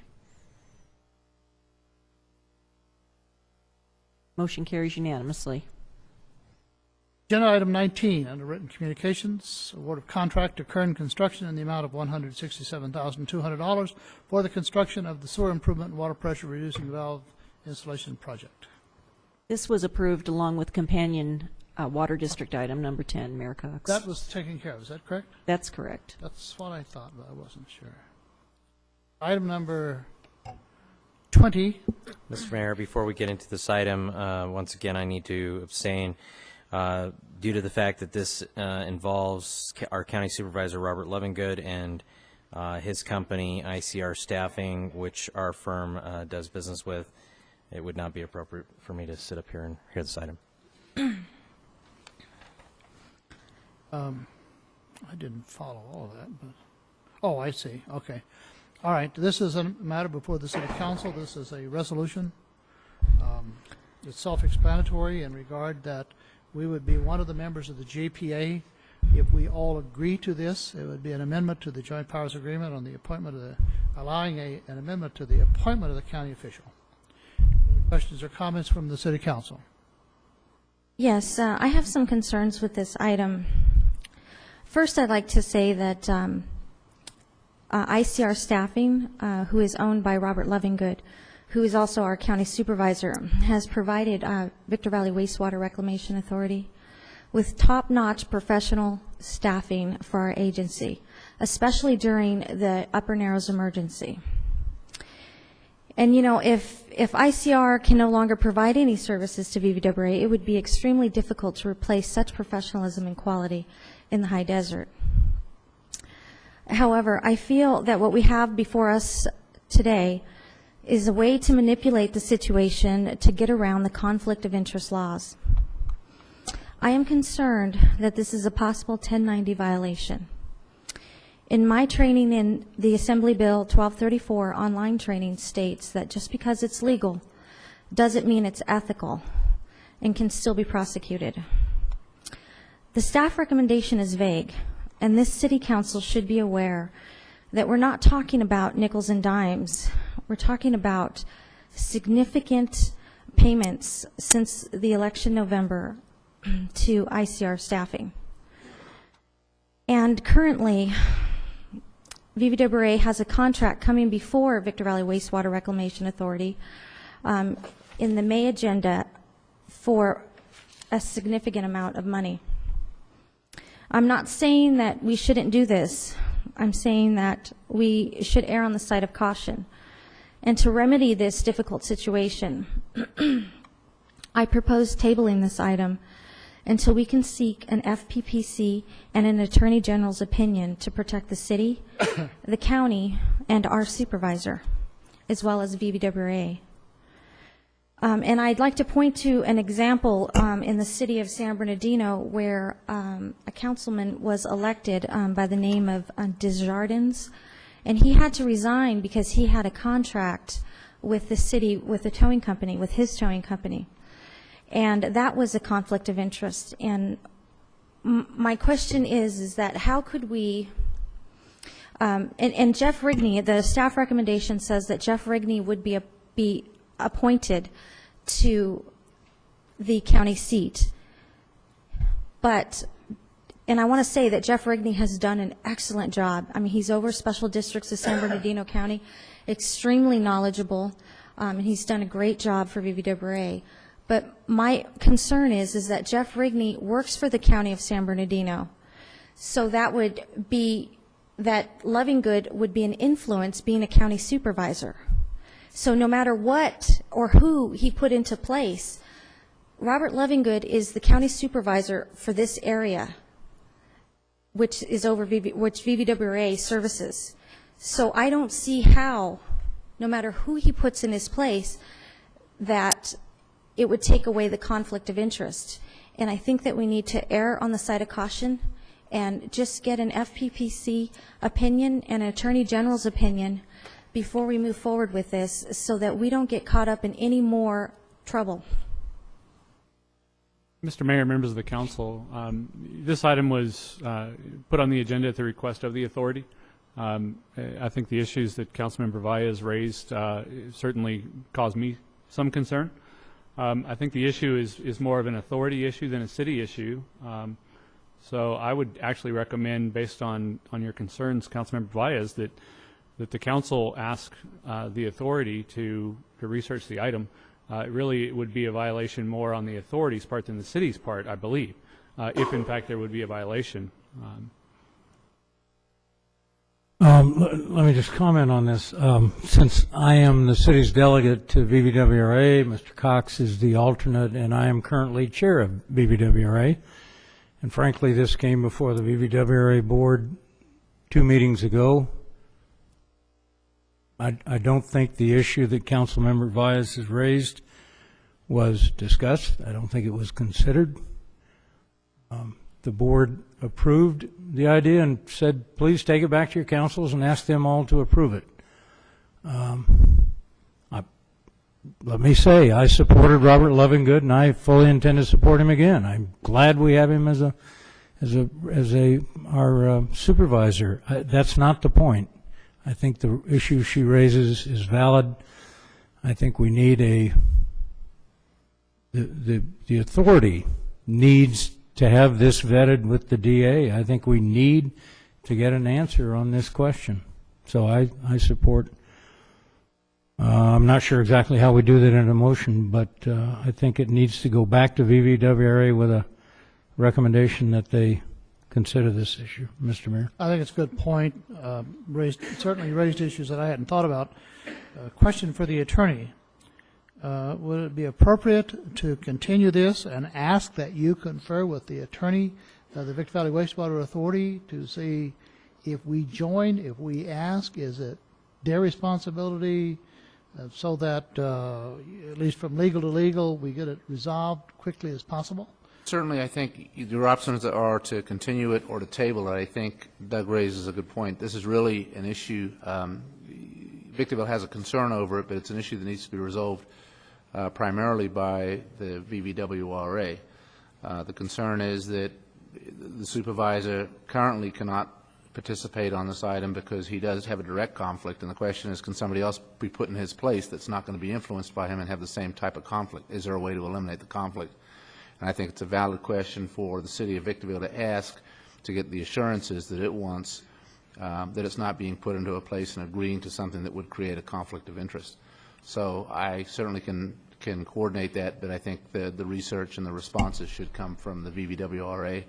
We should request of them that they seek guidance from probably the Attorney General is the appropriate venue, but also from the FPPC to the extent I agree, but who carries the message? Do we continue this and refer to the attorney, to Doug, or just continue it with the record for itself? Someone has to notify the Victor Valley Wastewater Authority. I think what you should consider as a motion to certainly table this item and direct staff to contact Staff, BVWRA and get the appropriate assurances from the All right. BVWRA. I would also ask that we not ask for a legal opinion from the authority's attorney. This obviously didn't rise to the level of concern for him that it has. I think we need to ask that this be resolved by the DA or the AG. It would be the Attorney General's office General. typically that rules on 1090 issues. They could even potentially seek occasionally the AG gives verbal opinions, but I would think that the City of Victorville would like to get a written response from the AG as to whether or not there's a conflict here, and in order for you to be able to proceed. I guess what I was trying to clarify, because I know in the past, in trying to get an opinion, it kind of hits a stone wall unless it comes from legal counsel.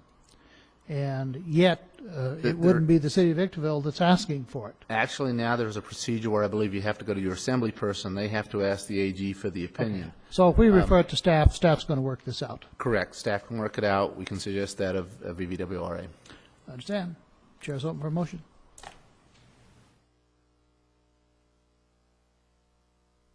Motion is then to table it, refer it to staff, and follow up with BVWRA.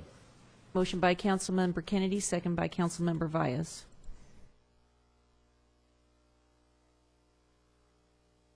Motion carries with Mayor Pro Tem McEachron absent. Mr. McEachron can come back. He's getting breaks and we're not. Agenda item number 21.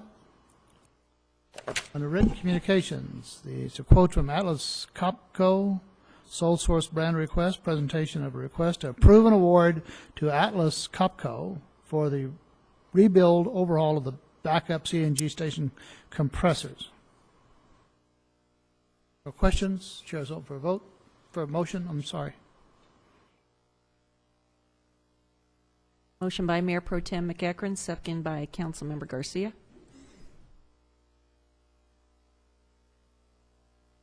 Motion carries unanimously. Item number 22, written communications. This is a presentation of a request to approve an award to Hawker Equipment Company for the refurbish and redesign of one 2000 and one 2002 Sterling Pro patch truck. I read this carefully. I had some concerns once you start rebuilding equipment, but when I saw the estimated cost of the new equipment, it convinced me.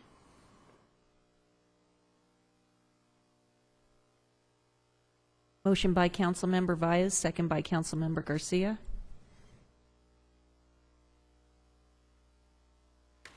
Motion carries unanimously. Item number 24. Mr. McEachron. Actually, agenda item number 23. Apologize, but once again, I do have a client on the agenda. This item involves Cooley Construction, which has been a client of my firm, so I will stand on this item as well. Item 23, not 24. My mistake. This is not a public hearing, but I have a card from Mr. Carlos Proano, who wishes to speak on agenda item number 24, and this is 23, so we're going to get to that shortly. This is the recommendation from staff that the honorable body reject bids opening on March 15, 2013 for widening the south half and reconstructing the north half of Seneca Road from Borrego Road to McCart Road. 2, appropriate $21,300 from the Measure I Arterial Fund number 255 item. And then 3, award a construction contract to Cooley Construction, Inc. in the amount of $109,673.75 for widening the south half of Seneca Road from Borrego Road to McCart.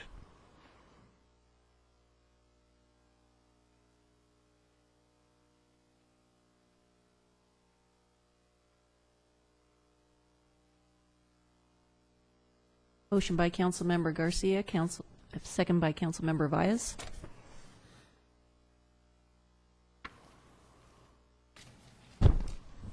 Motion carries with Mayor Pro Tem McEachron absent. And now we are on item number 24. I have several cards, and before I open this up for discussion, This is submitted by Mr. Doug Robertson. You have any further comments, Mr. Robinson, before I open this up to the public? Or are there any questions from members of the City Council? Just to quickly summarize, this issue's been on the agenda for several months now, on and off. Ultimately, the request by a community group to name the La Mesa Nisqually Bridge in Dr. King's honor does not meet the Caltrans guidelines that specifically state the proposed designation must reflect a community consensus without local opposition. I reviewed and re-reviewed all of the testimony given at the council meeting, all of the written testimony, as well as we received several phone calls, voicemails on this issue. And it's clear to me that a majority of the valley, a majority of the city residents have a desire to honor Dr. King, have tremendous respect for Dr. King. But one of the questions that came up with a significant portion of the populace was why not this person, why not that person, with various names being thrown out. So I looked back at all of the discussion from the City Council and kind of built off of a comment made by Councilmember Kennedy to look at honoring multiple civil rights leaders. The proposal that I'm suggesting to you this evening would be right here at the Civic Center. There's an educational aspect to it where school kids would do research and submit names and essays as to civil rights leaders that they feel should be honored. Those would then be reviewed by the Parks and Recreation Committee, Community Services Advisory Committee, and ultimately those that received approval could be sponsored by business, thereby eliminating cost for the city, which was a concern of a significant number of the residents. And ultimately there would be a park right here near City Hall, which is the site of the Martin Luther King Day walk every year. And it could be a gathering point or an ending point for that walk, and would have multiple civil rights leaders with a bronze likeness and also a storyboard that would explain the reasons why the school kids and ultimately the city determined that they should be honored in our Civil Rights Memorial Park. The one thing that seemed clear to me is that we could all use a little bit more education on civil rights leaders, and it would be helpful to have that right here at City Hall so that people could come, field trips for schools, they could come and learn in one fell swoop about multiple leaders from not only nationally but also locally. With that, I'm available for any questions, comments, or further direction from the council. Comments, questions from the council members? Well, I think it's a great idea. I definitely want to support something that's not only educational but fair, and it supports everyone across the board. I second what Council Member Angela Baez just said, and I'm in agreement. Okay, we're going to have any questions or comments from the council, and then I'm going to open it up. I do have 3 cards from individuals who have requested to speak to the council on this item. Any other comments from the council? Mr. McEachran? Mr. Kennedy? In the order that I received these, Mr. Robert Harriman, who requested to speak on item number 3 and 24, followed by Mr. Charlie Glasper, followed by Mr. Carlos Proano. So, Mr. Harriman, if you would come forward, please. Again, council, good evening. Good evening. I was unaware of Mr. Robertson's recommendation. After reading it in the newspaper, I agree with that. I have a couple concerns. Number one, I don't think the city should fund 1 penny of this. It should be done by the community, and it should be an educational experience for the children here in the Victor Valley schools. We have a Veterans Memorial on 7th Street by the Victor Valley Junior High School, and I think that's definitely a nice looking memorial. The city takes care of it nice. I just don't agree with having it at the City Hall.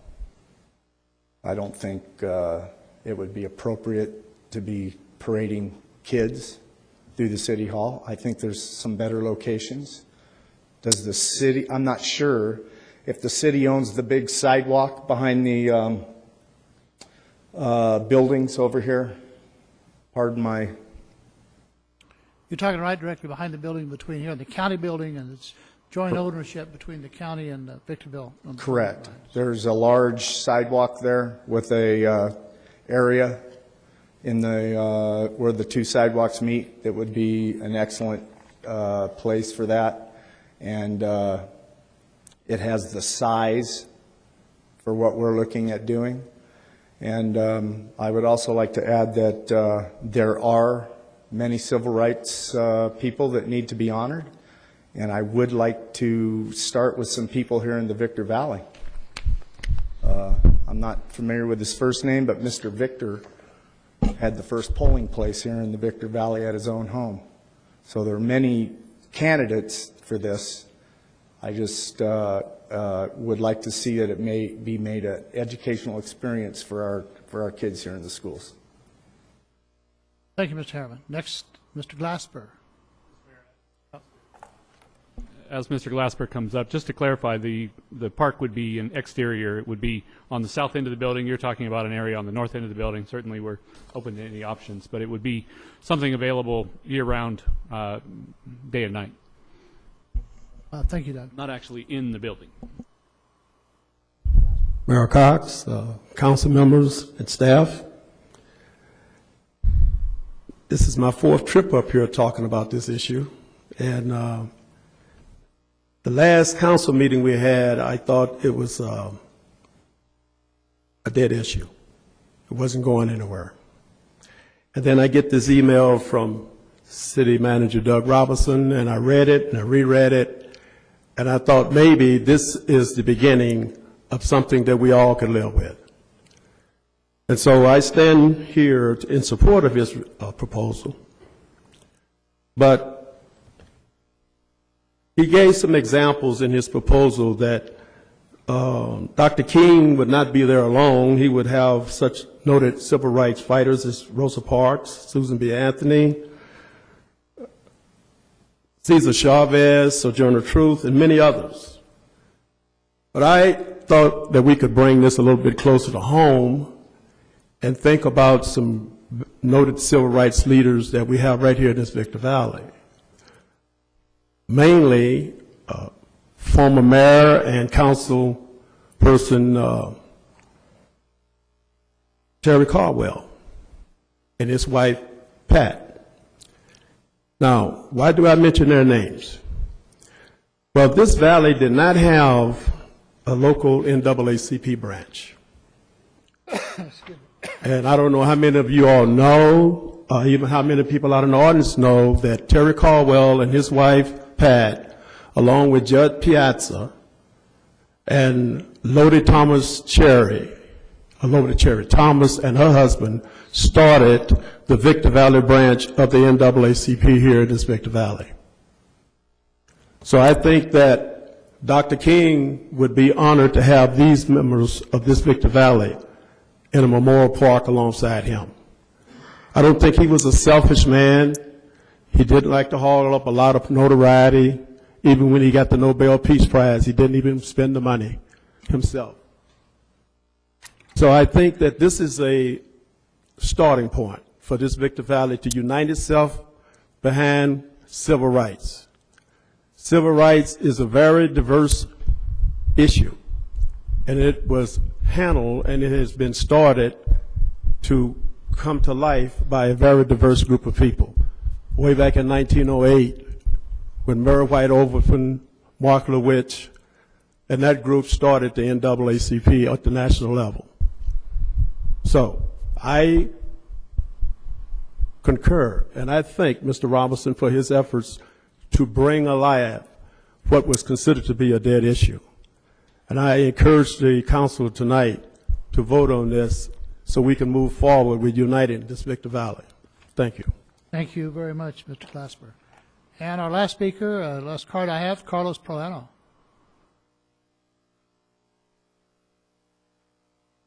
Good evening, City Council. I just have a few notes here so I don't ramble too much. But first, I did want to thank the city for working with us and being so open with us, and really trying to find a way to make this work. When we petitioned the city council to open public discussion, it was just that, to open public discussion and get the different points of views.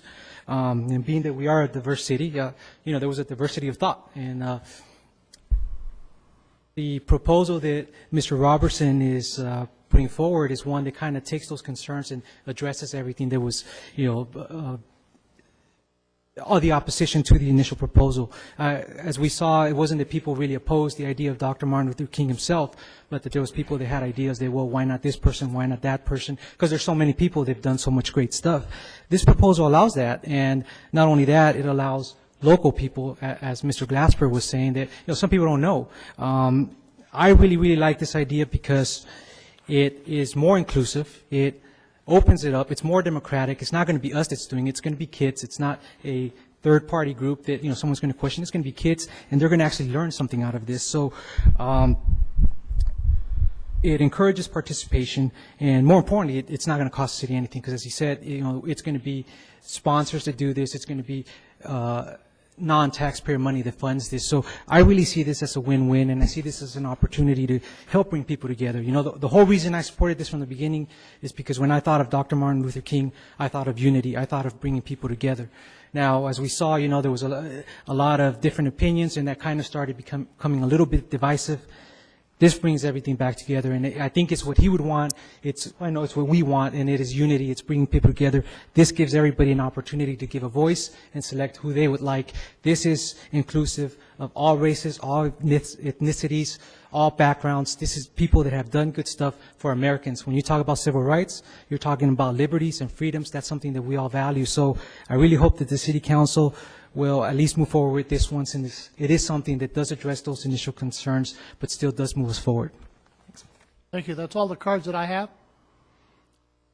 There's no one else to speak on the item. This is a recommendation from your city manager that the Honorable City Council support having a civil rights memorial park located at the Civic Center. That's the action at this time. You've heard the details to be worked out. I just want to make a short comment.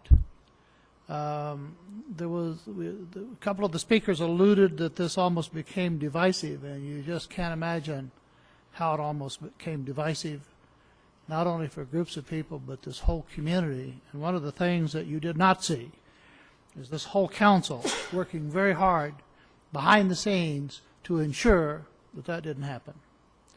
And it didn't.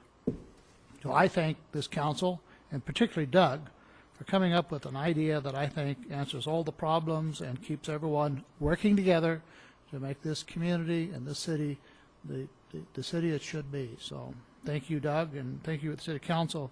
Behind the scenes, a lot of calls, a lot of statements. The councilmen unanimously just refused to let this get out of hand, and I thank them for holding this together. And this is item before you for an action, council members. Motion by Council Member Garcia, second by Mayor Pro Tem McEachron.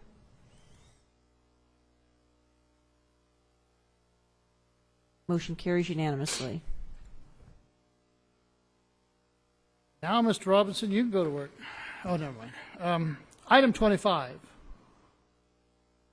Thank all of you, by the way, who participated in this, who came to the meeting, who called, who sent emails, who had a lot of meetings, who had a lot of discussions.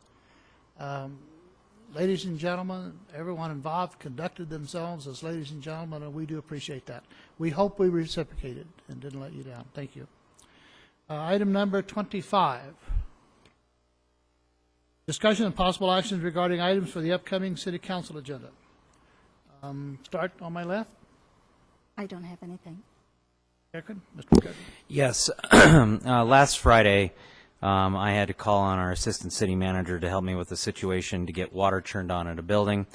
And unfortunately, as our city manager will attest to, this is not the first time that this has happened. It has happened numerous times in my tenure on the council due to the fact that our city is closed on Fridays. Although we have Water District employees continuing to work on Fridays, for whatever reason, we don't have the ability to get water turned on because people can't come into City Hall and fill out the paperwork or do whatever they need to do.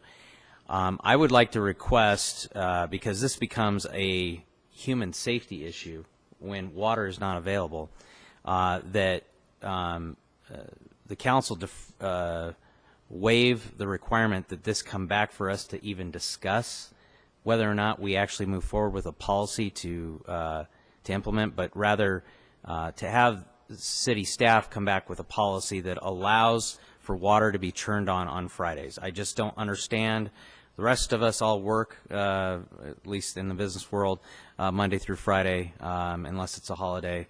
So I think that at the very minimum, we ought to be able to turn the water on, and so I'd like to have this come back to the council as soon as possible so that this issue does not come up again. As a policy matter? Yes, as a policy matter. Okay, any other items?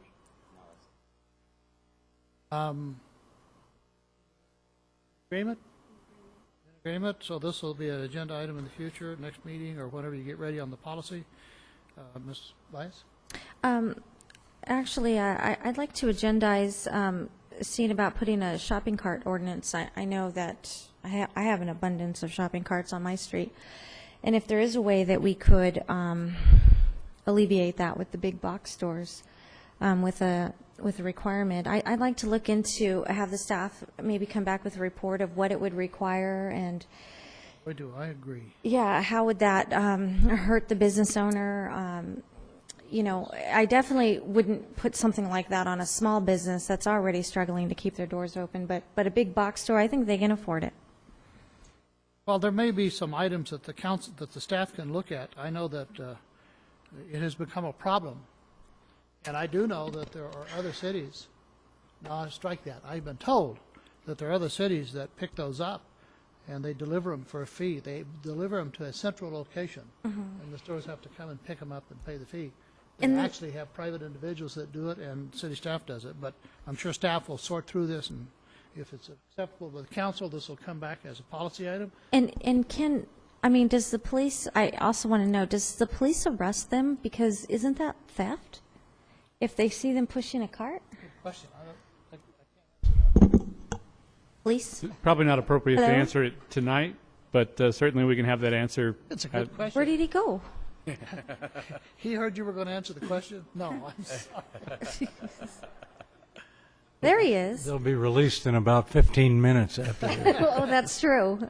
Well, if the council agrees, staff put this together, bring it back. Ms. Garcia? Yes, I have seen several trucks going around picking up these carts. I don't know if they pick them up to return to where they are supposed to be returned, or if they just take them and take them to Mexico. Taking them to the recycling center. Well, Yeah, but- a lot of the but- stores have yeah. essentially a bounty on their own carts because it's cheaper to pay whomever brings it back a little bit of money rather than buying a new cart. So there are services that drive around in flatbed trucks. Obviously, they aren't going to the wash based on Mr. Harriman's comments there. So we'll certainly take a look at those and see what's out there now and see if there's some way for us to improve it without being putting in an ordinance that would be detrimental to business, obviously. Great. Thank you. Adams? Yeah, Ken? one thing, I had the opportunity last week to talk to Michelle Scray Brown, who, if you don't know that name, she is the head of the probation department for San Bernardino County. Her mother is a lady who cuts my hair, and I recommend her. But I met Michelle in the shop. She had the appointment right. So we talked for 20 minutes. She had some very positive things to say about the county's results on AB 109 and what the probation department has in place in the way of programs and responses and some of the success stories they've had dealing with the probationers. And I asked her if she would be interested in coming to the council and speaking to us. And she said either she would do it or the public information officer she has in her department. But she said there's a lot of misconception, there's a lot of misunderstanding about what the probation department is actually doing, about the nature of the problem. And I thought that would be something we could arrange for. She said she'd be happy to come herself or send her PIO. I'd like to we have consensus? schedule that. City Clerk, you can contact the individual. That's all we have. I have no items at this time. Agenda item number 26, presentation of reports by staff and council members. We'll start on the right. Mr. Kennedy. Yeah, I just wanted to say I had a chance yesterday to attend the R Cubed tour put on by MWA.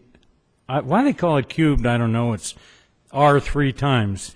Regional Recharge and Recovery Project. And what MWA is doing, for those of you who aren't familiar with the program, they're putting water into the Mojave River and have placed 5 wells near the river and are going to store water in the basin and then retrieve it and sell it to Hesperia and Victorville.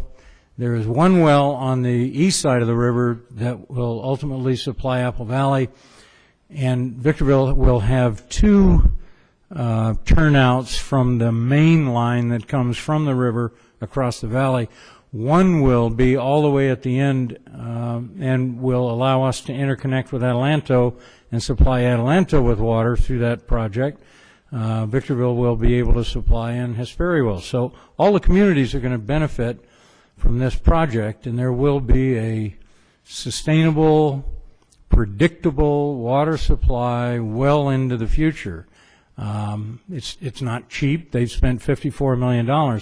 7 years ago, when Larry and Jim and Kathy, well, Kathy wasn't on the board then, but when we were all on the board, the Water District, this was a dream. It was on drawing boards. Today it's built. They have spent the money. That line runs across Lemon, all the way across Hesperia. All the pumps are in place. All the storage facilities are in place. They're ready to start delivering water. So they've done a tremendous job on this. It's been a tremendous effort of all the communities. And Victorville should be proud to be the first that's going to start buying water in a short time. Probably a couple of weeks. Wonderful project. Councilmember Valles? None at this time. Councilmember McEachran? Did you forget me, Mayor Cox? Yes. Doug has nothing to say. No, I'm sorry. I have 2 items. I know how much you love my reports at the end of council meetings. You say the best for last, so go right ahead. Well, you're yet to go, sir. First off, I'd like to best for last. Congratulate the Victor Valley Chamber of Commerce on their 100th anniversary, which is this Friday. They are celebrating with a cocktail party. If you're interested in that, contact the chamber office. And also I have very, very good news that is hopefully leading to even better news. Yesterday, I received an email that had the final staff recommendation from the California Energy Commission, and the staff of the commission is recommending the extension of the Victorville 2 permit for 5 years, which was our request. Very proud of the staff that did the work to supply that information to the commission. Ultimately, that started a 30-day window for comments. Ultimately, this will be on the business meeting in Sacramento on June 12th, and Janelle Davidson and myself will fly up there for that and speak in favor of the project, answer any questions that the commissioners may have, and hopefully come back with a final decision for the extension of the permit. I would like to thank the cities of Adelanto, the town of Apple Valley, and I don't quite know yet, but I know Hesperia was considering a resolution of support on their meeting agenda tonight, and hopefully they provided that, and we'll forward that on to this CEC. But they actually cited the resolutions of support in the recommendation. The recommendation is very short. It's only about 3 pages long, but one of the paragraphs was dedicated to the fact that Adelanto and Apple Valley had supported the project. So. Thank you very much. Thank you for participating in this meeting, and that concludes our business for tonight. Thank you, and have a good evening.